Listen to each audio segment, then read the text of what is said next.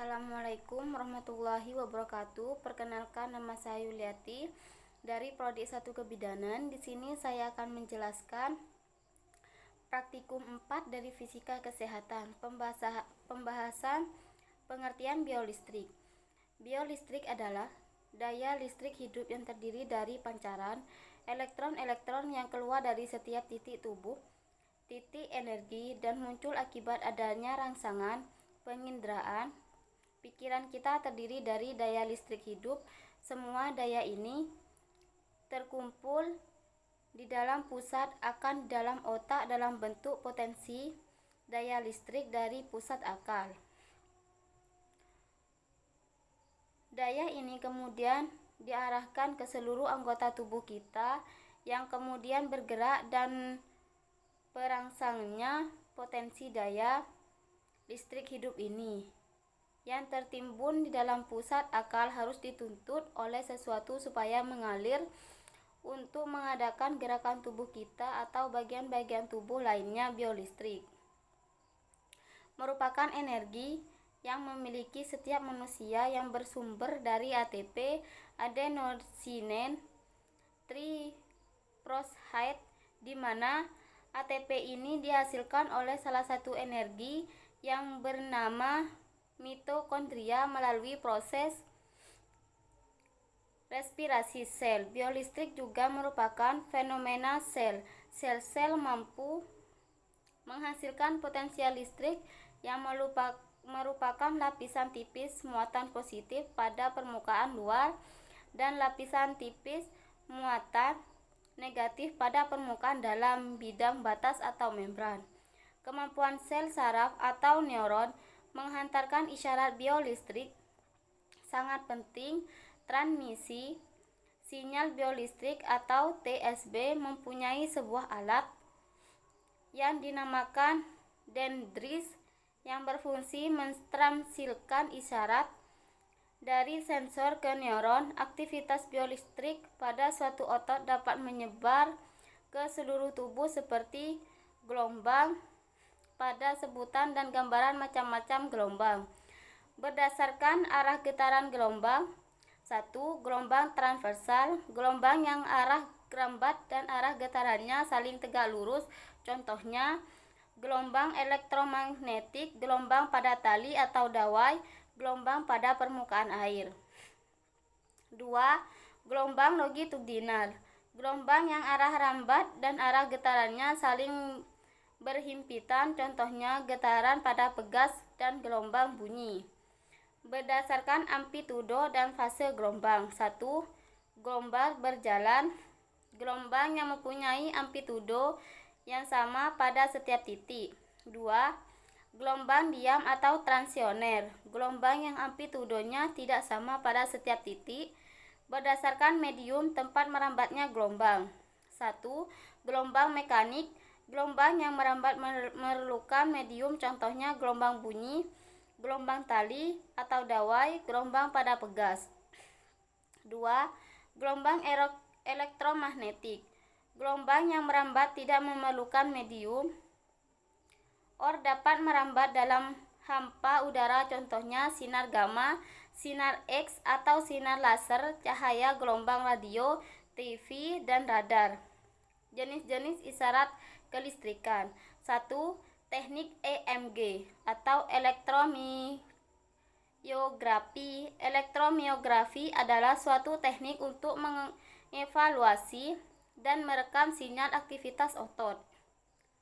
Tergantung pada tipe alat perekam. Aktivitas elektrofisiologi dari unit syaraf motorik atau EMG dapat dengan teknik memasukkan jarum intramuskular dan needle EMG atau ENMG, dan teknik non-invasif dengan elektroda yang ditempelkan pada permukaan kulit, surfa CMG atau SEMG.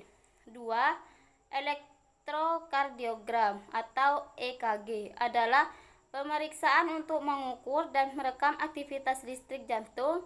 EKG umumnya dilakukan untuk memeriksa kondisi jantung EKG umumnya dilakukan untuk memeriksa kondisi jantung dan menilai efektivitas pengobatan penyakit jantung. Elektrokardiogram dilakukan menggunakan mesin pendeteksi impuls listrik jantung yang disebut elektrokardiograf. 3. Elektrogastrogram atau EEG. EGG adalah pemeriksaan yang dilakukan untuk mengukur aktivitas elektrik pada lambung selama dan setelah Anda makan. Sampai saat ini, EEG tidak ditunjukkan untuk mendiagnosis penyakit lambung yang spesifik, namun prosedur ini dapat digunakan sebagai data penunjang mengenai ada tidaknya gangguan motorik pada beberapa penyakit lambung. Misalnya gastroparesis dan dispepsia fungsional. 4.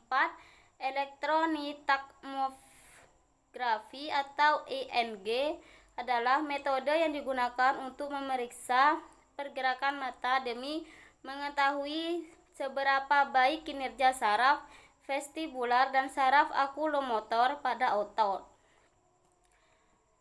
Elektronitagmografi atau ENG dilakukan untuk membantu memeriksa adanya gangguan di bagian telinga dalam, mata dan saraf yang menghubungkan keduanya. Jenis-jenisnya. 1. Tes okulomotor. Dokter akan meminta pasien untuk tetap diam dan membiarkan mata pasien mengikuti cahaya yang bergerak cepat. Tes ini membantu dokter untuk mengetahui bagaimana mata pasien bergerak ketika mengikuti sasaran. 2. Tes kalori. Dokter akan menempatkan elektroda di atas bawah dan setiap sisi mata pasien.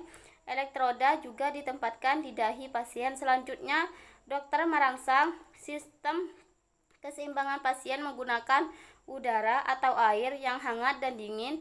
Elektroda akan merekam semua gerakan mata pasien saat telinga bagian dalam dan saraf di sekitarnya bereaksi terhadap perubahan suhu. 3. Tes posisi. Pada tes ini, dokter akan meminta pasien untuk menoleh dengan cepat ke suatu sisi atau berbaring kemudian duduk dengan sangat cepat. Tes ini mengukur bagaimana mata pasien merespon gerakan. 5. Yaitu elektroretinografi atau ERG adalah pemeriksaan untuk mengukur respon elektrik dari sel batang dan sel kerucut, kedua sel sensitif. Cahaya ini merupakan bagian dari lapisan retina mata. Retina merupakan lapisan yang terdapat di bagian belakang mata. Pada umumnya, elektroretinografi dilakukan untuk mendeteksi kelainan pada retina. Pemeriksaan yang dikenal dengan nama elektroretinogram ini juga dapat membantu dokter dalam menentukan pasien memerlukan operasi retina atau tidak. 6. EOG atau elektrokulografi adalah salah satu teknik pengukuran pada kelistrikan yang terjadi dari pergerakan mata. 1. Hasil pengukuran sinyal disebut elektrokulogram atau EOG. Dikategorikan sebagai salah satu biosinyal karena EOG terjadi akibat aktivitas listrik yang terjadi pada permukaan kulit di sekitar mata.